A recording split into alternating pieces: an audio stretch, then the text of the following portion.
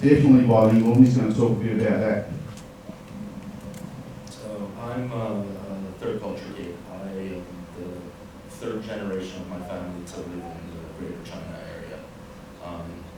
And yeah, I grew up in Taiwan and Hong Kong.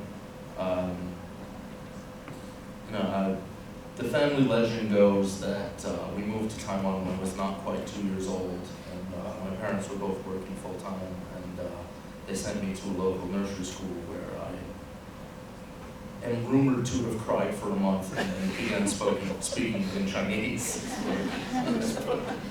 Never quite got the hang of English. One of the things I remember growing up was, and things have changed a bit now, but I grew up in an environment where we spoke English at school, and that was a really important thing. And a lot of my classmates and friends were shamed for their identity and their home language. And so now as an adult, it's really important to me, and also as the parent of a multilingual child, it's really important that we recognize this identity and that we encourage it, because it really is something to celebrate, the diversity that they can bring to our communities and what they have to offer. So on the other side of the coin there, of course, like some of you that aren't bilingual, you're the same as me, you could order sandwiches in 7 different languages, but the mysteries of learning a language is sort of, like for me, they pass me by for the meantime. But both Dan and myself do have some commonality in as far as the library and what we think should be the things that happen in libraries, and we share this sort of all the time. We have the same purposes, we have the same goals in the library sense, which undoubtedly is the same as you guys. We both want the library and the library programs to be inclusive, a bit of a buzzword now, and to cater for all our users while supporting the academic, the recreational, and all the extracurricular aspects of our different schools. We want our students to be respected, we want our students to be comfortable in the library environment, and we want to celebrate the fact that they have multiple languages, the skills of multilingual students. We think that these skills can add a lot to our own programs and also have the benefit of for our students. So in that sense, our overall goal in the library, you can read it there for yourself, in our libraries is just developing this community spirit, this community of readers, safe and sharing environment. So that means all level of library users. In the line of thinking, making the library a safe, sharing environment, many of us are fortunate in our school communities in that the librarian is frequently one of the only people who will interact with all of the student body. And so you're really in a very advantageous position there where a classroom teacher may make an effort to know quite a few of the students, but you can actually get to know all of them. When you get to build these positive relationships, especially with the newer kids who might not be entirely adjusting that well, the role of the library is sort of a safe place is really essential, where they know, maybe I haven't made a friend yet, maybe I'm not quite sure, maybe I don't want to be here at all, but this is a place where I'm going to be welcome. This is a place where nobody's going to criticize me, and I feel safe here. And one of the ways that we do that is by making maximum access. So, allowing greater access to the library is a real goal. We have library open before school, open after school, during recess. Always welcome to stop by during the day. I don't want you to have a pass, I just want you to come. We'll occasionally make an excuse for you if you're in the library and meant to be somewhere else. So the community is pretty big for us, and that's an overall sort of sort of deal. It's not necessarily just bilingual or multilingual kids. But another thing that's pretty important, and you can work on the next one. Oh, actually, seriously, I don't even know what it's called now. ESL, what is it? Because like I've been here around so long that it's changed like 50 billion times. So the secret of it though, and what Dan's going to talk about here is more experience in this, is that about English language learners. So I'll skip that back over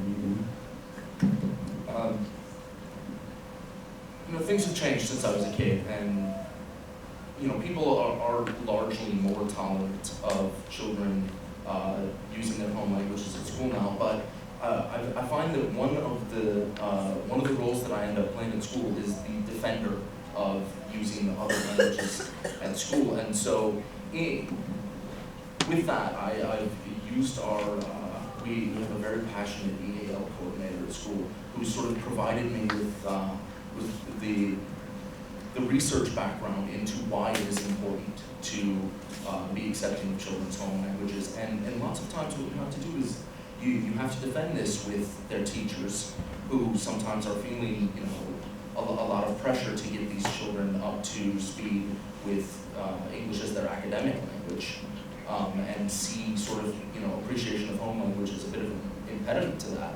And parents who also have a similar motivation, they're really concerned about their child speaking English at school. And it's helpful to be able to turn to them and say, you maintaining a home language proficiency is actually beneficial to their acquisition of English. It's really important that they have a solid foundation in their own language, that they continue to develop conceptually there, because those skills will be more transferable. They need to maintain their home language in order to be able to learn English. And so it's really important to be sort of the person in the community who takes a stand on that and says, yes, I realize that we are all working towards this goal of this child being able to use English for academic purposes, but we have to remember that an essential component of that is them keeping their own language and them developing, conceptually, because they'll get it first in their own language, and then it'll be so much easier for them to get in English. So the next step for actually identifying all these things then is to actually make sure that your collection as a foundation reflects the language profile of the school. Of course, in most schools, the idea is to enhance students' English language, but we just have to look at I don't know how many people have been through authorisations, accreditations with IB or WASP. And what I noticed over the years is that one of the things they really focus on is that, you need a multi-language collection, And it's always in that report at the end. It could be that they don't actually know what we do in the library. That could be one thing, but that could also be the fact that we don't do this enough.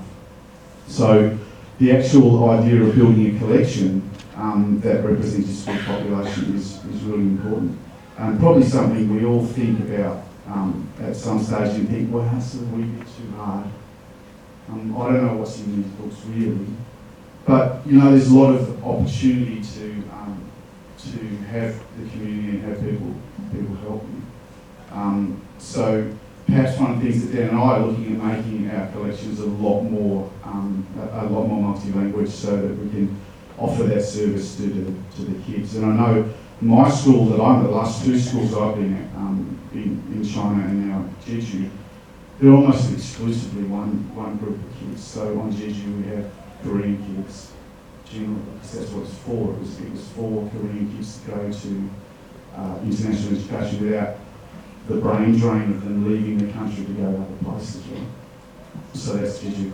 The another school I was at was in Jiaxing and in China, and that school was also 95% Chinese kids. So, and there's more and more of these bilingual schools coming up, especially in China. So it's really important that we can balance our collections appropriately and have the right kind of resources. As opposed to the school Greg's in right now, I work at an extremely diverse school. In our lower school right now, I think at last check we're representing something like 40 nationalities. And collection development in that regard becomes a challenge in itself. I have put a lot of resources towards making sure that we have resources available to some of our bigger nationality groups. But even with collections of some size or another in, I think we're getting close to 10 languages now, I'm not going to be able to support everyone. And so what I'm finding is that to meet the needs of my student body, frequently what I'm doing, in addition to developing our collection to serve the community, I find myself being a little bit more of a social connector for some of those, for the students from countries that we're just not going to have anything for.